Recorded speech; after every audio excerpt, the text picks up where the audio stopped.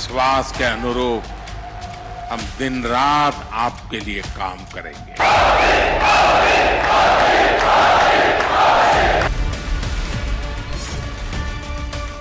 अकेला कमल का निशान 370 पार करेगा। ये 180 पार नहीं होने जा रहा है। सब मिलाकर 370 से ज्यादा सीट आनी चाहिए, नहीं आनी चाहिए।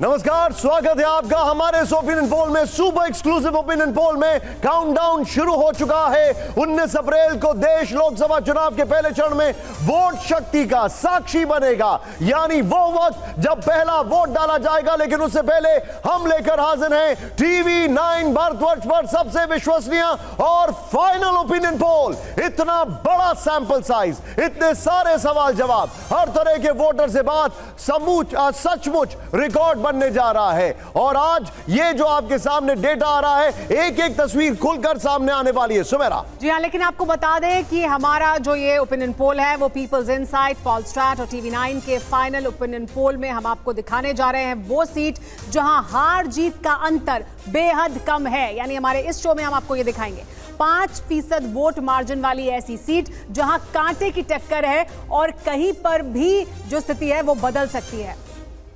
अब हम आपको बताते हैं कि हमने कैसे ये ओपिनियन पोल कैसे किया है। लेकिन पहले बता दें कि सिर्फ ओपिनियन पोल है, ये नतीजे नहीं है। इसके अलावा हम एक जरूरी तथ्य और आपसे साझा करना चाहते हैं कि कई सीट ऐसी हैं जिन पर जब हमने सर्वे किया तब उम्मीदवारों का ऐलान नहीं हुआ या बाद में प्रत्याशी बदले गए। लिहाजा सर्वे सिर्फ आकलन है, नतीजे नहीं है। अब जल्दी से आगे बढ़ते हैं और आपको बता दें कि ये गारंटी वाला फाइनल ओपिनियन पोल हमने कैसे किया है। ओपिनियन पोल की मेथोडोलॉजी जो है वो देखिए। नंबर 1 टीवी 9 पीपल इनसाइट पोलस्टैट का सर्वे है। नंबर 2 करीब 25 लाख लोगों का sample size, massive sample size, 25 lakh लोगों का सैंपल साइज है ये। नंबर 3 आईवीआर के जरिए लोगों की राय ली गई है। और तीसरा सवाल जो आपके मन में होगा वो ये होगा, कैसे? वो ये है रैंडम नंबर जनरेटर के जरिए कॉल किया गया है। लोकसभा की 543 सीटों पर सर्वे किया गया है। लोकसभा सीट के अंतर्गत आने वाली हर विधानसभा सीट से सैंपल लिया गया है। 4123 विधानसभा सीट से सैंपल लिया गया है। 1 अप्रैल से 13 अप्रैल तक सैंपल लिया गया है। ये इस वक्त की हमारे पूरा इसकी मेथोडोलॉजी है जो हम आपको बताने वाले हैं। हमारे साथ हमारे खास मेहमान इस वक्त जुड़ चुके हैं। जी हाँ, हमारे साथ जो खास मेहमान मौजूद हैं वो शंभुनाथ शुक्ला जी हैं, वरिष्ठ पत्रकार, उनसे बात करेंगे। अवधेश कुमार जी हमारे साथ मौजूद हैं, वरिष्ठ पत्रकार। हमारे साथ शिव और संदीप मौजूद हैं जिनसे हम मेथोडोलॉजी के बारे में भी बात करेंगे और हर सीट का जो आंकड़ा है वो भी वो हमें विस्तार से बताएंगे। लेकिन अब शुरू करते हैं सबसे पहले उत्तर प्रदेश। यहां पर बिग बॉल पर हम आपको दिखाने वाले हैं कौन आगे कौन पीछे, क्या कुछ आंकड़ा है ये देखिए। कैराना आगे यहां पर एसपी चल रही है और पीछे बीजेपी। कैराना, शिव तैयार हो जाइए। कैराना और गाजीपुर के लिए मैं आपके पास आने वाला हूं। कैराना अब यहां पर एसपी आगे चल रही है, पीछे बीजेपी। लेकिन अंतर देखिए कितना कम है, 0.31%। तो ये अंतर है। और देखिए वो मीटर भी हम वहां पर दिखा रहे हैं निशांत, जो अंतर है वो बहुत कम है और इस वजह से इस सीट पर कभी भी स्थिति बदल सकती है। 5% से कम। ये जो आपको हम सर्वे दिखाने वाले हैं इसमें 5% से कम का जो मार्जिन है वो है। अगली सीट देखिए, अगली सीट सुबेरा जी, अगली सीट जो हम आपको दिखा रहे हैं वो देखिए घोसी की सीट है उत्तर प्रदेश में। यहां पर समाजवादी पार्टी आगे, पीछे सुभाषपा है। लेकिन कितना अंतर है देखिए, 0.87%, 5% से कम का अंतर है और बहुत कम है 0.87%। यानी यहां पर भी स्थिति बदल सकती है। हम आपको वो तमाम सीटें दिखाएंगे जहां पर स्थिति किसी भी तरफ जा सकती है, रुख किसी भी तरफ हो सकता है। इसके बाद अगली सीट निशान, इसके बाद अगली सीट जो है वो आपके सामने है जौनपुर की, जो हम आपको दिखाने जा रहे हैं। ये देखिए जौनपुर में सपा यहां पर आगे है, अंतर 5% से कम है, 3.88%। बीजेपी पीछे चल रही है। यह बड़ा इंटरेस्टिंग है। ये 5% से कम सीटों का जो अंतर है, वहां पर जो टफ फाइट है वो हम आपको दिखा रहे हैं। नेक्स्ट दिखाइए जरा। इसके बाद अगली सीट आपको दिखाएंगे। और देखिए ये जो इलाका है, जो जौनपुर की सीट हमने आपको दिखाई, गाजीपुर की सीट, अफजाल अंसारी यहां से समाजवादी पार्टी के उम्मीदवार हैं। यहां पर अंसारी परिवार का दबदबा माना जाता है। समाजवादी पार्टी यहां से आगे चल रही है, अफजाल अंसारी उनके कैंडिडेट हैं, पीछे बीजेपी है। लेकिन अंतर देखिए 2.24% का है, 5% से कम का अंतर है। अंतर बहुत कम है और इस वजह से लंबे चुनाव में स्थिति बदल सकती है। अब इसके बाद सुबेरा रॉबर्ट्सगंज की बात करते हैं। सीधे दिखाइए रॉबर्ट्सगंज। यहां पर क्या है ये देखिए। अब यहां पर इंटरेस्टिंग क्या है, यहां पर सपा पीछे चल रही है और इंटरेस्टिंग बात क्या है, 1.77%। यहां पर भी शिव, मैं आपके पास कैराना और गाजीपुर के लिए आ रहा हूं। मैं पहले एक बार शिव के पास चलूंगा। सीधा आइए शिव, क्विकली जरा कैराना की अगर बात करें तो दिखाइए मुझे, और आप मैं चाहूंगा आप मेरे ज्वाइन मी यहां पर आइए जरा। शिव दिखाइए जरा। आप Sandeep if you can take charge. ये देखिए अब जो हम आपको दिखाने वाले हैं कैराना और गाजीपुर, यहां पर ये देखिए जरा, प्ले ऑन करिए इसको। यहां पर कैराना की अगर बात की जाए, शिव जरा हमें बताइए हमारे दर्शकों को। कैराना में देख सकते हैं कि शामली, नाकुर, गंगो, 3 ऐसी जगह हैं जहां पे भाजपा थोड़ी सी आगे चल रही है। करीबन 3 से 4% का वहां पर फर्क आ रहा है। बाकी जो कैराना और थाना भवन जो सीटें हैं वहां पे सपा आगे चल रही है, तभी ये कांटे की टक्कर है। और आप देख सकते हैं यहाँ पे 9, 7, 7, 8 मतलब करीबन 9% मैक्सिमम है जो अनडिसाइडेड वोट है वहां पर। तो ये बहुत अहम होगा कि वो अनडिसाइडेड वोट किस साइड जाता है आखिर में इलेक्शन में। अभी यानी कि कुछ भी हो सकता है यहां पर। बिल्कुल। और ये एक बार कलर के वाइज हमारे दर्शकों को एक्सप्लेन करिए। आप ये देख सकते हैं कि यहाँ पे लाइट कलर आ रहा है भाजपा का, लेकिन जहाँ तक जो सपा की बात है वहाँ पे थोड़ा सा डार्क कलर आ रहा है, क्योंकि वहाँ पे 10%, 6.5% का फर्क आ रहा है। बल्कि आप भाजपा का अगर देखें, जहाँ पे भाजपा आगे है वहाँ पे सिर्फ 4% या 5% से ज़्यादा नहीं जा पा रहा है। यहाँ पे देखिए 3% है। और आखिर में आप नीचे देखेंगे निशांत की सीट है वहाँ पे भी 5% है। निशांत आप अगली सीट निकलवाएं आंकड़ा। उस बीच में मैं गाजीपुर के बारे में जरूर चर्चा करना चाहूंगी। आप गाजीपुर का आंकड़ा जब तक निकलवाएंगे। लेकिन शंभुनाथ शुक्ला जी, आपसे भी मेरा सवाल संक्षेप में सर जवाब दीजिएगा। अवधेश जी भी, ये जो सीट है कैराना में जो कुछ हो रहा है वो पश्चिमी उत्तर प्रदेश की तमाम सीटों में किस तरह की स्थिति है उसको भी दर्शाता है क्या? क्योंकि कैराना में जो अंतर है वो बहुत कम है। क्या बहुजन समाज पार्टी का वोटर किस तरह से वोट करेगा वो भी डिटरमिन करेगा? 3 वे फाइट होगी तो देखिए, यहाँ पर बहुजन समाज पार्टी ने बड़ी टैक्टफुली लड़ाई लड़ी है। एक तो इकरा हसन है समाजवादी पार्टी से, और उनका जो लड़ाई है वो प्रदीप चौधरी से है जो सिटिंग एमपी हैं। लेकिन बहुजन समाज पार्टी ने श्रीपाल राणा को खड़ा किया है जो राजपूत बिरादरी से आते हैं। और पूरे वेस्टर्न यूपी में अभी जो माहौल देखने मिल रहा है उससे लगता है राजपूत बीजेपी से नाराज है। जो अभी तक राजपूत के बूते ये लोग जीतते रहे थे बहुत सारी सीटें, उसका एक असर पड़ेगा।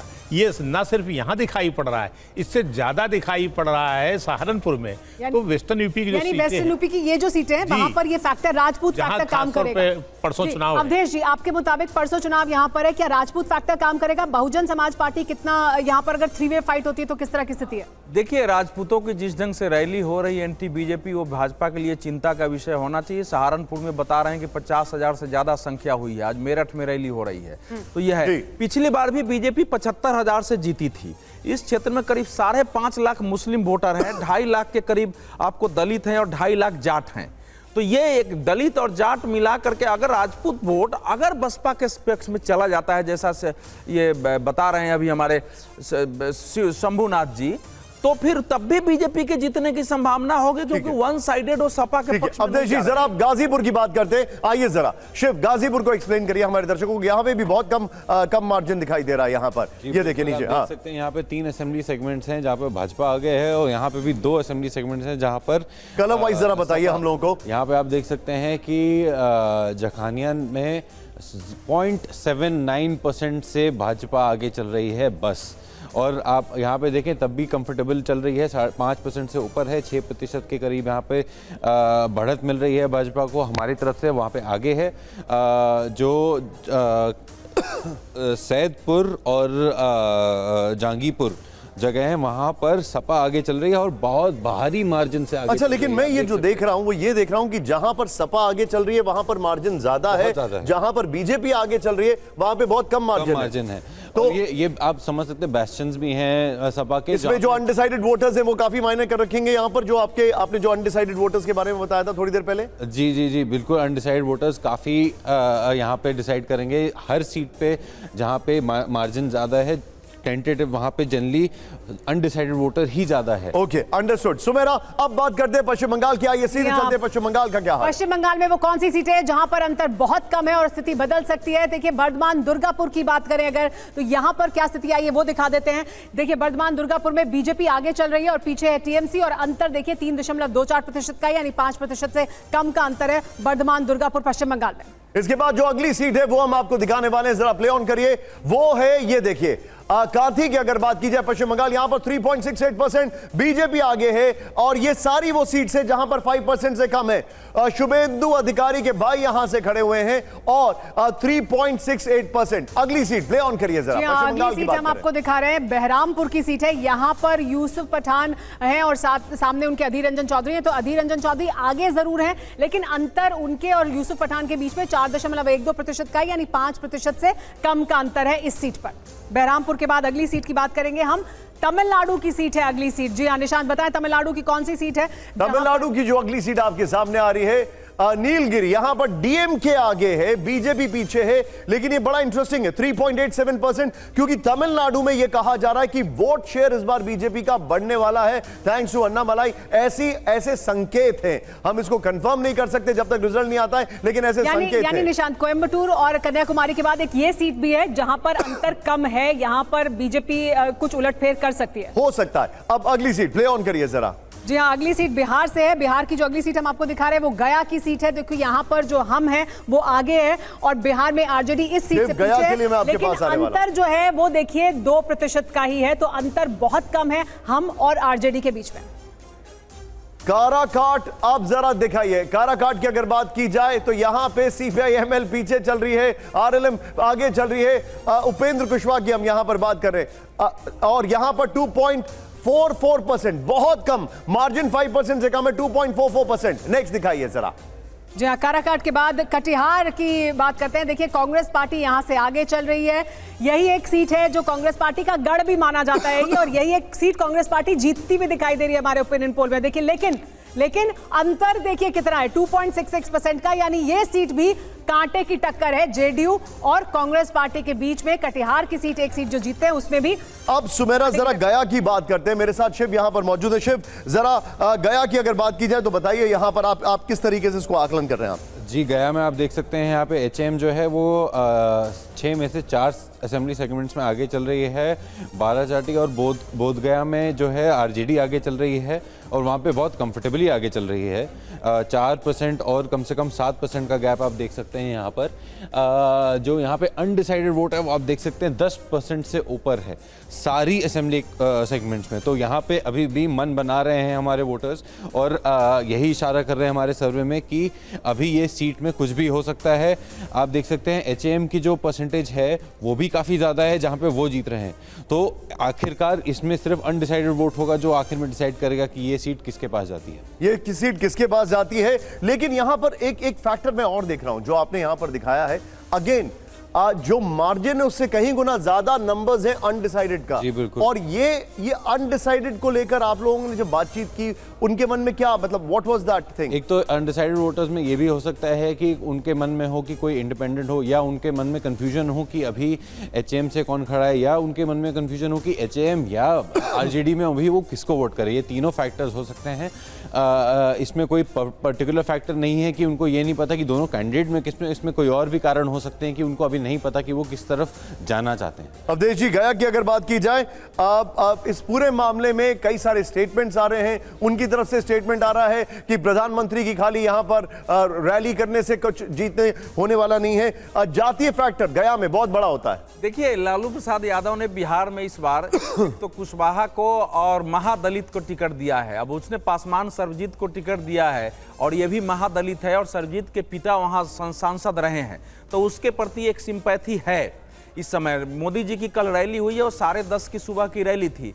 मांझी जी 2 बार वहां से चुनाव हार चुके हैं, पिछली बार 1.5 लाख वोट से हारे थे। गया जनता दल यू की सीट रही है। लेकिन देखिए बिहार में या पूरे देश में जो इस समय नरेंद्र मोदी को लेकर एक वातावरण है, वही फैक्टर बीजेपी को या वहां एनडीए को बचा सकता है। लेकिन अवधेश जी, क्या जेडीयू के खिलाफ किसी तरह की हवा भी है? क्योंकि बीजेपी अपनी सीटें जीत रही है, लेकिन जेडीयू बिहार में भाजपा के जेडीयू के साथ जाने से जो कोर वोटर थे भाजपा के, उसमें भी नाराजगी है। तो बीजेपी के लिए तो लोग काम कर रहे हैं, लेकिन जेडीयू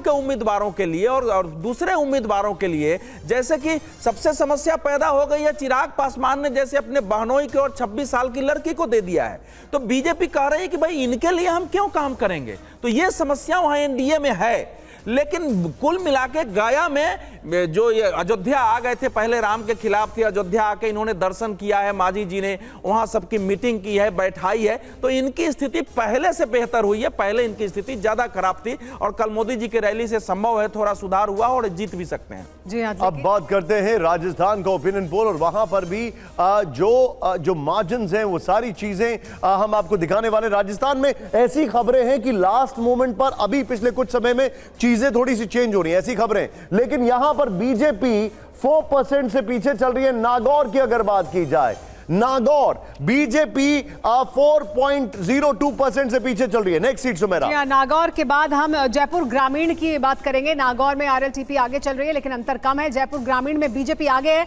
पीछे है कांग्रेस पार्टी, लेकिन देखिए अंतर कितना कम है बीजेपी और कांग्रेस के बीच। जयपुर ग्रामीण में 1.44% का अंतर है, तो ये सीट भी फंस सकती है। मुश्किल सीट फिलहाल दिखाई दे रही है जयपुर ग्रामीण। इसके बाद अगली सीट की बात करेंगे। जी हाँ, अगली सीट चुरू की अगर बात की जाए, चुरू में बीजेपी आगे है और कांग्रेस 3.80%। चुरू की अगर बात की जाए 3.80%, ये यहां पर चुरू के। नागौर के लिए मैं शिव आपके पास आने वाला हूं। नेक्स्ट दिखाइए जरा सुमेरा। जी हाँ, इसके बाद असम की बात करेंगे। असम की कौन सी सीट हम दिखाने वाले हैं आपको? जोरहाट की सीट हम दिखा रहे हैं। असम में जोरहाट की सीट पर गौरव गोगोई की जो सीट है, यहां पर कांग्रेस पार्टी पीछे, बीजेपी आगे, लेकिन अंतर 4.17% का है, यानी 5% से कम का अंतर है। और ये वो सीटें हैं जहां पर स्थितियां बदल सकती हैं। हम उस तरह की 100 सीटों की बात करें और उसमें जो अहम सीटें हैं, जैसे जोरहाट की सीट है उसकी बात की हमने। अब धुबरी की देख लीजिए स्थिति। असम में धुबरी में भी कांग्रेस आगे है, एजेपी पीछे है, लेकिन अंतर देखिए बहुत कम अंतर है, 2% का। असम गण परिषद बीजेपी की सहयोगी है, लेकिन अंतर कम है। देखिए 2% का अंतर है। कांग्रेस पार्टी 2% के अंतर से आगे चल रही है। जी इस सब के बीच में अब बात करते हैं महाराष्ट्र की। महाराष्ट्र में देखिए नासिक की बीजेपी कांग्रेस 3.92%, 5% से कम। बीजेपी और कांग्रेस की अगर बात की जाए, नासिक की हम बात कर रहे हैं। नेक्स्ट दिखाइए जरा। नासिक के बाद नंदुरबार की तस्वीर दिख रही है। नंदुरबार में बीजेपी आगे है, कांग्रेस पीछे है, लेकिन अंतर देखिए 1.70% का ही अंतर है। नंदुरबार में भी स्थिति किसी भी तरफ जा सकती है जैसे जैसे चुनाव आगे बढ़ेगा। और महाराष्ट्र में खास तौर पर काफी मुश्किल कई सीटें दिखाई दे रही हैं बीजेपी के लिए, बीजेपी के सहयोगियों के लिए। इसके बाद अगली सीट निशांत, महाराष्ट्र का नांदेड़, बीजेपी और कांग्रेस की अगर बात की जाए तो ये देखिए 3.70% ये मार्जिन है नांदेड़ में यहां पर। लेकिन अब मैं जरा नागौर के लिए जाऊंगा और नागौर के लिए शिव आइए जरा। अब राष्ट्रीय लोकतांत्रिक पार्टी के हनुमान बेनीवाल और वहां पर उनका मुकाबला चल रहा है ज्योति मिर्दा से। इंटरेस्टिंग बात है, ये जाटलैंड है। क्या दिख रहा है यहाँ पर? यहाँ पे 8 असेंबली सेगमेंट्स हैं। यहाँ पे आप हमारा टोटल रिस्पांस भी देख सकते हैं। हमने यहाँ पे 56,000 लोगों से पूछा है, उसके बाद ये फाइनल रिजल्ट लिया है हम लोगों ने। आप देख सकते हैं कि यहाँ पे आरएलपी को करीबन 6 ऐसे विधानसभा क्षेत्र हैं जहाँ पे बढ़त मिल रही है, हमारी तरफ से आगे चल रही है वहाँ पर। और आप देख सकते हैं कुछ ही हैं जहाँ पे मार्जिन पे आ रही है, बट यहाँ पे जहाँ बीजेपी जीत रही है वहाँ पे बहुत लाइट कलर आप देख सकते, इतना भी नहीं बट लाइट कलर आप देख सकते हैं। 46, 40, 48, 39, तो मतलब 7 से 8% में बाकी दोनों कॉन्स्टिट्यूंसी। यहाँ पर 21 लाख वोटर है बताया जाता है, उसमें से 6 लाख सिर्फ जाट वोटर्स है। जी जी, अब देखने को मिल ही रहा है आपको कि 6 में आगे चल रही है आरएलपी, मतलब डोमिनेशन आरएलपी का है। भाजपा को काफ़ी मेहनत करनी पड़ेगी इन कॉन्स्टिट्यूंसीज में वोट पाने के लिए, लेकिन जैसा कि हमने बताया 5% से ओवरऑल वोट कम है, तो यहाँ पे देखना पड़ेगा उनको स्ट्रेटेजिकली कि क्या कहाँ पे क्या बोलना है किस कॉन्स्टिट्यूंसी में। ठीक है शंभू जी, राजस्थान की जो बात आ रही है, राजस्थान में ऑफ लेटली ऐसे ट्रेंड्स मिल रहे हैं, मैं मैक्रो पिक्चर की बात कर रहा हूं कि वहां पर थोड़ा सा रिसर्जेंस हो रहा है जो बीजेपी के खिलाफ है उनका। देखिए, राजस्थान में सरकार भले बीजेपी की बन गई हो, लेकिन अभी तक चूंकि वहाँ पर अशोक गहलोत की सरकार रही, अशोक गहलोत के कुछ काम ऐसे थे जो इनका जनता के बीच बड़ा असर था, तो वो एकदम से हम अशोक गहलोत को खारिज नहीं कर सकते हैं। भले वहाँ अशोक और सचिन की आपस में बनती न रही हो, तो राजस्थान में कांग्रेस को खारिज करना बहुत मुश्किल है। दूसरे कोई रीजनल पार्टी वहाँ बहुत असर नहीं रखती, तो लड़ाई आमने सामने की है, तो कांग्रेस है या बीजेपी है, दो के अलावा कोई नहीं है। इसलिए कांग्रेस में खारिज कर देना कि नहीं नहीं वहाँ तो बिल्कुल बीजेपी आ रही 100%, ऐसा नहीं कहा जा सकता। और ये जो 5% से कम का अंतर है, बहुत कम अंतर है और कई सीटों पर है, ये बदल सकता है स्थिति को। अवधेश जी, लेकिन देखिए पिछली बार 2019 में सभी सीटें बीजेपी को मिली थी, यानी विधानसभा में और लोकसभा में लोग अलग तरह से वोट करते हैं, लेकिन यहां पर हमारे ओपिनियन पोल में भी हमने दिखाया 6 सीटें ऐसी हैं जो बीजेपी के खाते में नहीं आ रही हैं। इनमें से निर्दलीय हैं, जो बेनीवाल की सीट है वो है, और कांग्रेस पार्टी को भी 2 से 3 सीट मिल रही है। दरअसल क्या हो रहा है राजस्थान में, क्यों ये अंतर हमें 2019 की तुलना में अभी दिखाई दे रहा है? देखिए, 2014-2019 में भाजपा सभी सीटें जीत चुकी थी। इस बार जो बीजेपी का जो समस्या मुझे दिखी है पूरे देश भर में, कि बीजेपी के विरुद्ध मुझे जनता नहीं दिख रही है, लेकिन टिकट के बंटवारे के कारण जो पार्टी के अंदर असंतोष है, जो महत्वाकांक्षी कार्यकर्ता होते हैं 5%, जैसे लोगों को राज्यसभा भेजा गया है, जैसे बाहर से भारी संख्या में लोगों को लाया गया है, उसके खिलाफ एक रिजेंटमेंट है बीजेपी के अंदर, जिसको संभालना। दूसरा फैक्टर राजस्थान में वो राजपूत वाला फैक्टर वहां भी खड़ा हो गया है, उसके कारण ओपिनियन पोल में दिक्कत आ रही है, क्योंकि राजपूतों की रैली वहां भी हो रही है, और रैली होने के कारण वो एंटी बीजेपी रैली कर रहे हैं कि जो बीजेपी को हराए उसको जिताओ। लेकिन कुल मिलाकर के देखिए, अभी भी जो राजस्थान का वातावरण है वो हिंदुत्वमय वातावरण हमने देखा है, जो विरोध में भी है, उनको भी लगता है कि अंत में हम क्या करें। तो 4-5 सीटें अब सर हम आ रहे हैं पंजाब पर, और पंजाब के लिए मैं चाहूंगा भटिंडा और पटियाला के लिए मेरे सहयोगी शिव जरा तैयार रहे। पटियाला बड़ी इंटरेस्टिंग फाइट है, वहां पर किसानों में असंतोष है कि नहीं है, उस असंतोष का क्या असर पड़ रहा है पटियाला पंजाब। यहां पर ये देखिए, अगर बात की जाए आप, ये 3.29% बीजेपी पीछे चल रही है। आप अगर बीजेपी की कैंडिडेट की बात की जाए, प्रीनीत कौर अगर उनकी बात की जाए, और यहां पर इंटरेस्टिंग बात क्या है कि कुछ दिन पहले ऐसी खबरें आई कि किसानों ने काले झंडे दिखाए, वो काफी नाराजगी दिखा रहे थे। अगला दिखाइए जरा। जी हाँ, अगली सीट है फरीदकोट की सीट, और यहां पर भी आम आदमी पार्टी आगे है, बीजेपी श्रोमणी अकाली दल पीछे है यहां से, लेकिन अंतर देखिए 3.40% का है, तो अंतर कम है, लेकिन आम आदमी पार्टी आगे है। तो अभी तक जो दिख रहा है उसमें पंजाब में जाहिर सी बात है कुछ मुश्किल है बीजेपी के लिए, हालांकि हमारे ओपिनियन पोल में भी 4 सीटें जीत रहे हैं। सर मैं आ रहा हूं, आपके पास आ रहा हूं। हाँ बिल्कुल ठीक कह रहे हैं आप। नेक्स्ट दिखाई, फरीदकोट के बाद अब है भटिंडा। भटिंडा की अगर बात की जाए तो ये देखिए, आम आदमी पार्टी पीछे है, श्रोमणी अकाली दल आगे है, और 2.07%, 5% से भी कम है ये। नेक्स्ट कर्नाटक की बात कर लेते हैं। जी कर्नाटक की बात करते हैं। बेंगलुरु ग्रामीण की क्या स्थिति है वो बता देते हैं। तो देखिए, बेंगलुरु ग्रामीण में कांग्रेस पार्टी आगे है, बीजेपी पीछे है, और अंतर 2.56% का है। बेंगलुरु की जो शहरी सीट है वहां पर बीजेपी कंफर्टेबल है, लेकिन यहां बेंगलुरु ग्रामीण में पीछे दिखाई दे रही है कांग्रेस पार्टी से, लेकिन अंतर कम है 2.56% का। अब बात उड़ीसा की करते हैं। उड़ीसा की भी हम कुछ सीटें आपको दिखाने जा रहे हैं, वहां पर किस तरह का अंतर दिखाई दे रहा है, क्योंकि उड़ीसा में कहा जा रहा है कि फायदा होगा बीजेपी को, बीजेडी को नुकसान। लेकिन देखिए, कांग्रेस पार्टी जहां एक सीट जहां से कांग्रेस पार्टी को बढ़त है वो कोरापुट की सीट है, लेकिन वो बढ़त भी 3.80% की ही है, यानी 5% से कम की है। बीजेडी पीछे है।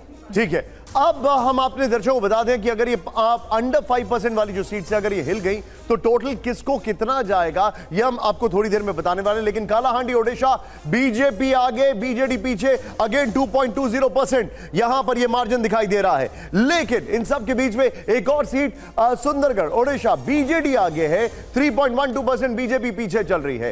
अब मैं सीधे चलूंगा, बात करता हूं पटियाला और भटिंडा की। भटिंडा में एक्स एक्स आईएएस ऑफिसर जो हैं उनको फील्ड किया गया बठिंडा से बीजेपी की तरफ से। लेकिन पटियाला की बात, पटियाला में आप देख सकते हैं कि यहाँ पे आम आदमी पार्टी और भाजपा में कॉन्टेस्ट चल रहा है, लेकिन आप यहीं से वोट शेयर पे आप देख सकते हैं कि आईएनसी भी यहाँ पे 17 है और शिरोमणि अकाली दल भी यहाँ पे 17% है, और बल्कि अनडिसाइडेड वोटर भी यहाँ पे 17% के करीब है।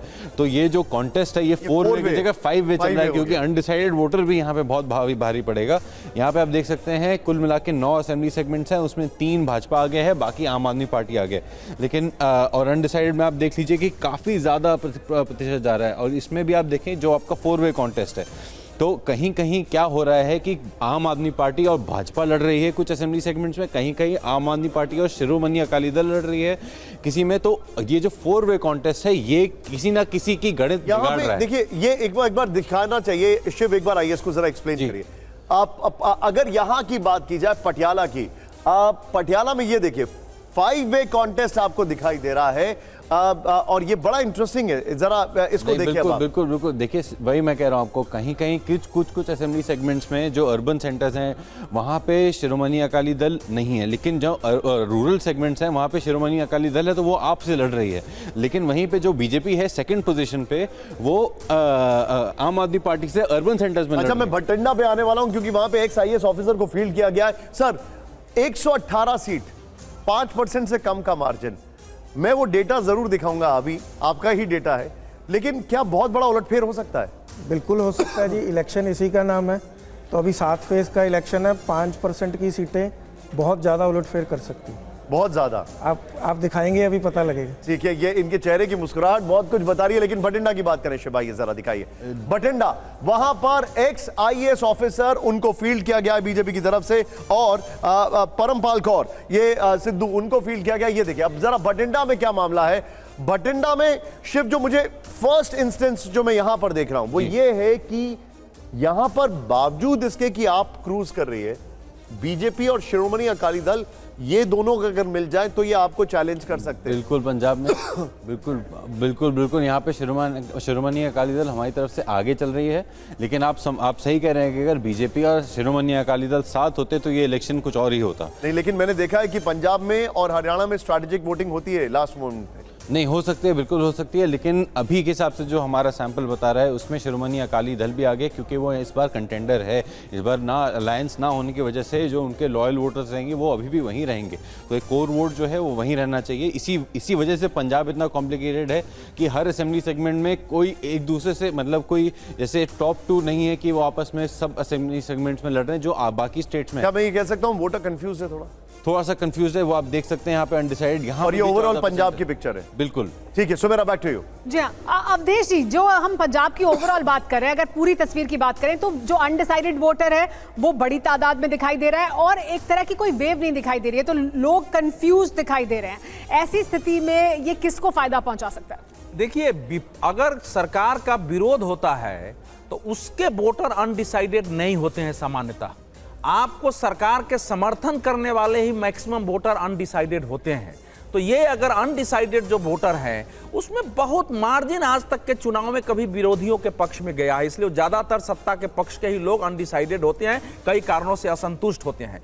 तो इस समय मैंने जैसे पहले भी बता दिया है, आपके मुताबिक ये फायदा देखिए इसमें जो अनडिसाइडेड नहीं, इसमें जो आपके यहाँ जो 5% से नीचे दिखा रहे, इसमें मैक्सिमम विपक्ष की सीटें हैं। मैंने काउंट किया आपके देखिए, मैक्सिमम सीटें इसमें विपक्ष की हैं, ये भी ध्यान रखिए। 2% 3% हम दिखा रहे हैं, सब विपक्ष की ज्यादातर सीटें हैं। तो अगर उलटफेर हो सकता है तो किसके पक्ष में जाएगा कहने की आवश्यकता नहीं है। आज रामनवमी में भी राम जी का सूर्य तिलक हुआ है, वो भी देश में मैसेज जा रहा है। लेकिन शंभुनाथ जी, वो जो असर है वो पंजाब में नहीं दिख रहा है ना, जो हमें उत्तर प्रदेश में दिखाई दे रहा है। जो रामनवमी का असर है, जो प्रधानमंत्री की तस्वीरें अभी सामने आई हैं, जो 22 जनवरी का असर है, वो पंजाब में भी दिखाई देगा। पंजाब में तो वो असर नहीं दिख रहा। देखिए, पंजाब में उसका असर नहीं पड़ेगा। अयोध्या कांड का असर कोई पंजाब में पहले भी नहीं पड़ा था, अभी भी नहीं पड़ने वाला है।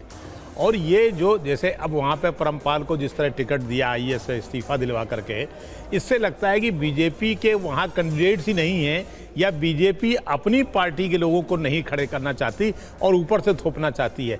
इसका भी एक नुकसान होता है और इसके कारण बहुत सारा वोट जो है अनडिसाइडेड होता है। आखिरी टाइम वो वोट सत्ता पार्टी को जाएगा, ये विपक्ष में जाएगा, इसके बारे में बहुत कोई भविष्यवाणी नहीं की जा सकती है। पर ये शो कर रहा है कि लोग सत्ता पक्ष से नाराज हैं।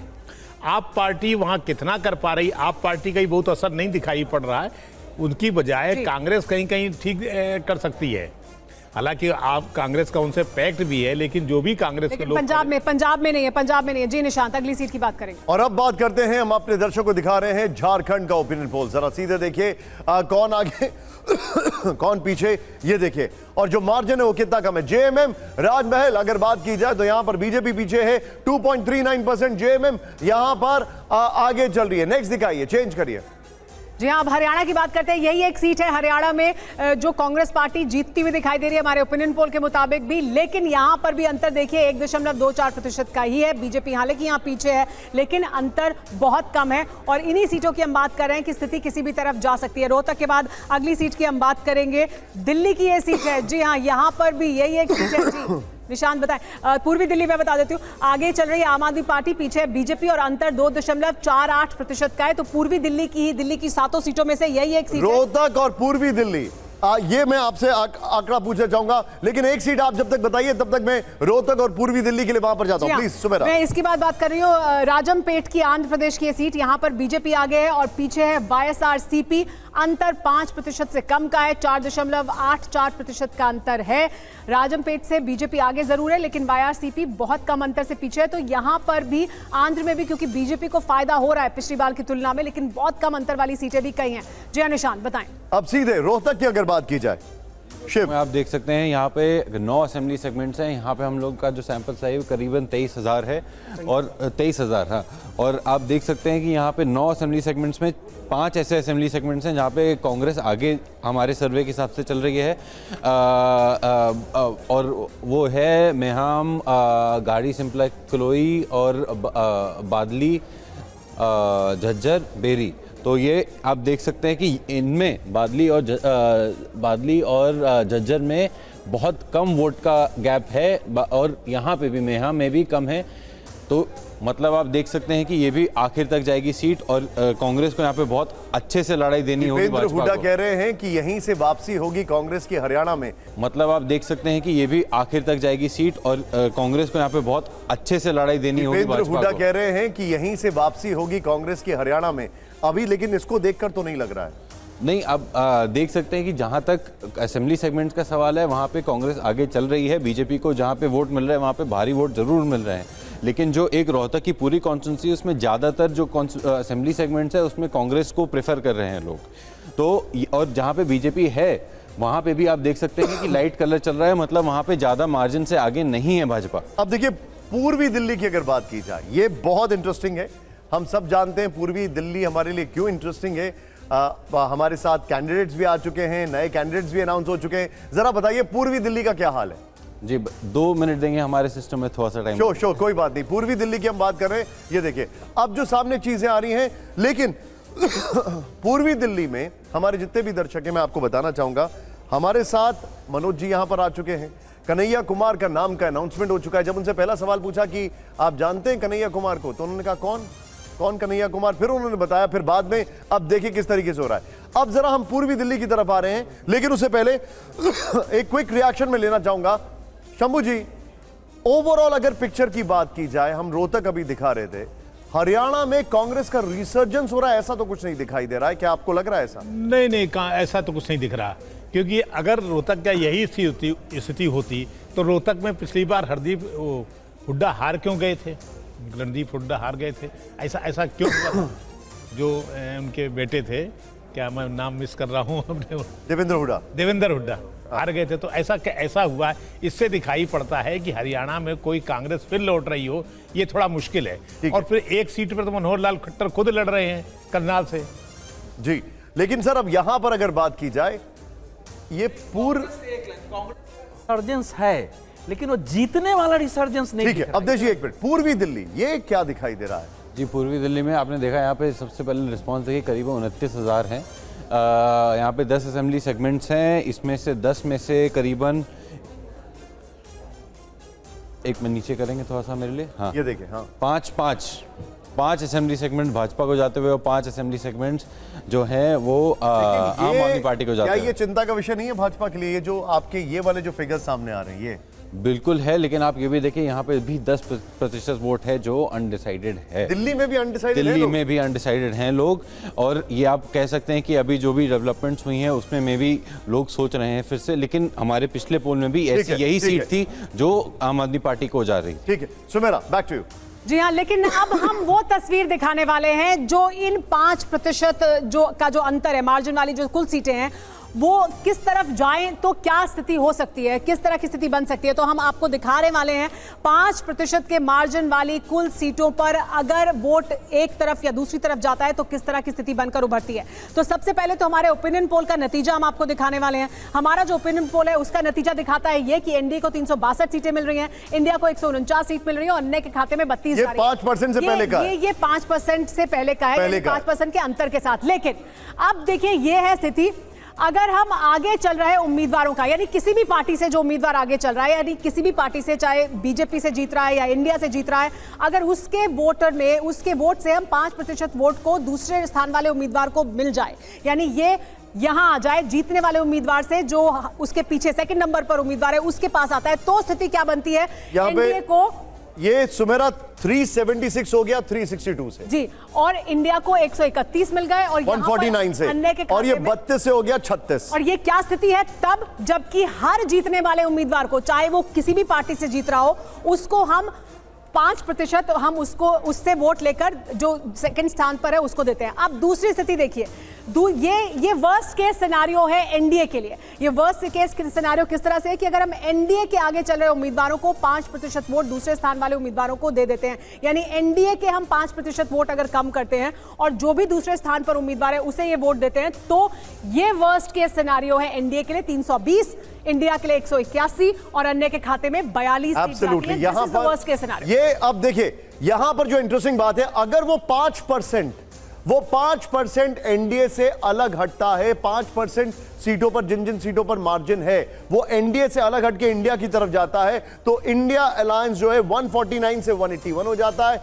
ये 362 से 320 हो जाते हैं। स्टिल कंफर्ट जोन है इनका ये, और ये यहां पर टेक्टोनिक चेंज है, ये यहां पर 32 से 42 आ जाते हैं अदर्स की बात की जाए। नेक्स्ट ग्राफिक्स दिखाइए। लेकिन देखिए अगली स्थिति देखिए, ये अगली स्थिति है, अगर हम इंडिया में के जो उम्मीदवार हैं, यानी जो इंडिया गठबंधन के उम्मीदवार आगे चल रहे हैं, उन उम्मीदवारों का हम 5% वोट दूसरे स्थान वाले उम्मीदवारों को दे देते हैं। जहां पर इंडिया जीत रही है वहां पर उनके साथ जो दूसरे स्थान पर उम्मीदवार है उसे वो वोट देते हैं, 5% वोट उस तरफ स्विंग करता है, तो एनडीए के लिए ये बेस्ट केस सिनेरियो है। 400 पार हो जाता है, 401, इंडिया 117 और अन्य के खाते में 25। तो संदीप जी बताइए। जी क्लैरिफिकेशन संदीप जी देंगे। जी बताइए। इसमें एक क्लैरिफिकेशन है, इसमें हम 5% वोट माइनस कर रहे हैं लेकिन किसी को दे नहीं रहे। जी जी जी। तो पहले केस में विनर की 5% माइनस हुई थी सिर्फ, किसी को इंक्रीज नहीं किया। सेकंड केस में एनडीए की वोट माइनस हुई है, थर्ड केस में इंडिया की वोट माइनस हुई है। सब जगह वोट हमने माइनस किया है, अगर कम किया है, वो जो 5% का स्विंग है वो उसमें से हमने कम किया है हर जगह। हाँ जी, अगर आप इसको और क्लैरिफाई करना चाहें हमारे दर्शकों के लिए, और अगर क्लैरिफिकेशन की बात कर रहे हैं तो एक्चुअल टर्म्स में ये 2.5% माइनस हुआ है और 2.5% दूसरे को गया है, तो नेट शेल 5% माइनस हुआ है सिर्फ। जी, तो और इसमें जो हम बेस्ट केस सिनेरियो, जो वर्स्ट केस सिनेरियो देख रहे हैं एनडीए का, वो 320 है। वो भी अगर आप और बेहतर तरीके से हमारे दर्शकों को एक्सप्लेन करें कि वो जो आंकड़ा है वो किस तरह से आ रहा है 320 का, उसमें आप देखिए, और बेस्ट केस सिनेरियो भी 401। जैसे संदीप ने हमें बताया कि हमने 5% वोट डिक्रीज किया, अगर आज के दिन एनडीए को वो वोट नहीं मिलता है, 5% लोग वोट करने नहीं जाते हैं एनडीए के वोटर, तब क्या रिस्पांस होता है। इसमें आप इसलिए भी हमने लिया था क्योंकि एंटी इनकम्बेंसी में ये देखा जाता है कि उनके जो वोटर हैं वो कम जाते हैं बाहर। अगर ऐसा सिनेरियो हुआ तो ये एक रिजल्ट आ सकता है, ये ऐसे हम। लेकिन मैं आप सभी को एक चीज बताने वाला हूं, ये ओपिनियन पोल हम अभी बस दिखाएंगे आपको, 5 बजे के बाद नहीं दिखा सकते हैं। लेकिन हमारे सामने सबसे बड़ा सवाल यह है कि फर्स्ट फेज में क्या कुछ होने वाला है। अब इनके चेहरे की मुस्कुराहट बता रही है कि फर्स्ट फेज में बहुत कुछ हो सकता है या नहीं हो सकता है।